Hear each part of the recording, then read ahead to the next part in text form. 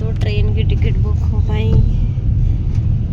Actually मैं आई थी बॉम्बे में मेरी बुआ रहती है। मैं आई थी अपने बुआ के घर। तो ना मतलब बुआ तो ख़त्म हो गई, भाभी भैया वगैरह रहते हैं। तो मैं आई थी मुंबई अंधेरी में, ठीक है। तो वहाँ से भी हम घूमने फिरने बाहर भी गए थे, 1-2 दिन हम बाहर होटल पे ही रुके थे, सब फैमिली घूमने गई थी। तो घूमते ही रहे, बहुत घूमा मैंने, हस्बैंड छोड़ के आ गए थे।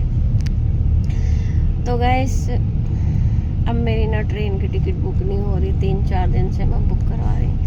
मुझे घर भी जाना, घर की भी याद आ रही है। और गैस फिर फ़्लाइट की करवा रहे हैं, तो फ़्लाइट की तो गैस बहुत ही महंगी हो रही, तत्काल वाली। और जो हो रही है मंगलवार की हो रही थी 5,500 की, बाकी तो अभी 18 और मतलब 14, 15, 18, 19 ऐसी इतने की टिकट बुक हो रही थी। होने को तो कोई नहीं, 14-15 की मैं करवा रही थी, पर गैस क्यों फालतू में इतने पैसे बेकार करूँ।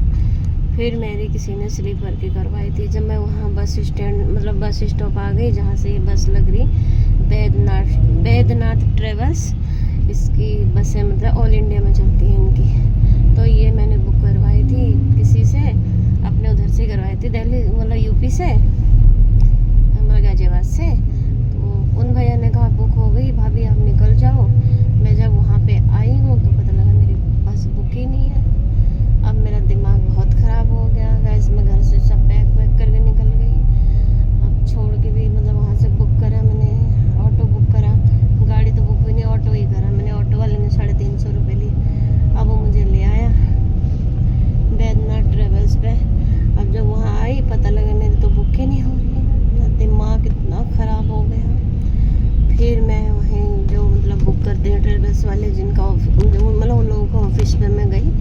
फिर मैंने वहाँ पे एक सर थे जो बुकिंग कर रहे थे, देख रहे, मैं उनसे बोला, मैंने बोला सर ऐसी सी बात है भाई, मुझे तो जाना है, मुझे नहीं पता, मेरी सीट बुक करो। वो हंसने लगे, कर मैम मैं कहाँ से बुक करूँ, पीछे से बुक ही नहीं करें। मैंने कहा नहीं आप यहीं से करो बुक। तो सारे लोग मेरा मुँह देख रहे हैं। मैंने कहा नहीं मुझे नहीं पता, मेरे को बुक चाहिए, ये वो मैं बोलने लगी वहाँ पर।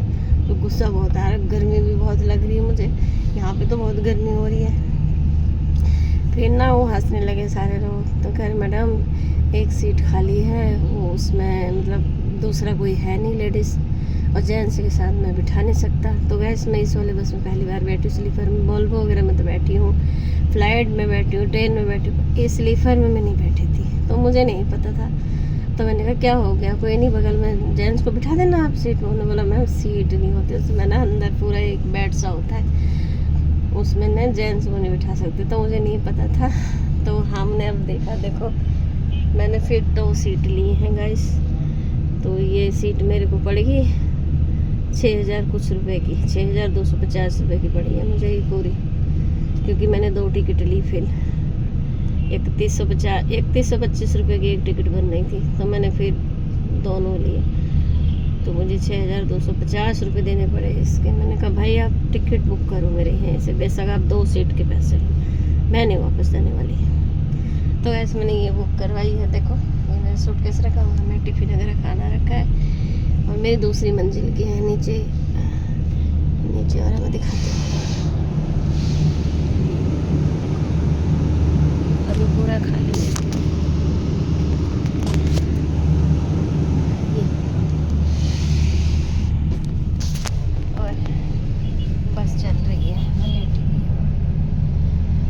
तो गाइस मैं घर से निकल गई थी 15 तारीख को, तो आज आ रही हूँ मैं 25 तारीख को।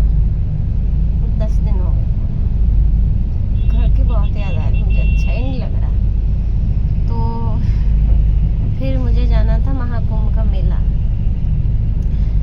तो महाकुंभ का मेला अभी कल तो मैं नहीं जा पाऊँगी, जैसे कल का प्रोग्राम था, कल तो हस्बैंड जा रहे अपने दोस्तों के साथ। तो मैं जाऊँगी 10 तारीख के बाद, फिर महाकुंभ का मेला देखने जाऊँगी। मुझे ज़रूर जाना है, मेरा मन है, क्योंकि महाकुंभ 144 साल बाद लगा है। नसीब वालों को ही देख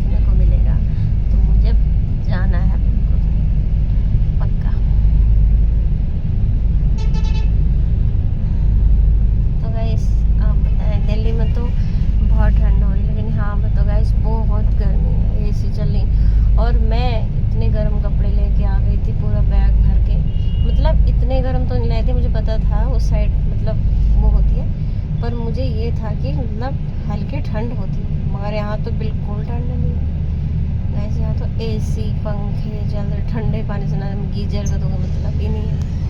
तो फिर मैं क्या करूँ, मैं गर्म कपड़े लेके फिर मुझे कपड़े खरीदने पड़े सारे, बहुत खर्चा हुआ। 30-40 हज़ार रुपये का तो मैंने बेड़ा गर्क कर दिया। 40 हज़ार रुपये मैं 10 दिन में खर्च करके आ चुकी हूँ, किराया भाड़ा से लेके। अभी खाना पीना तो सब भैया भाभी के घर पे था, 40 हज़ार का मैंने चूरा कर दिया।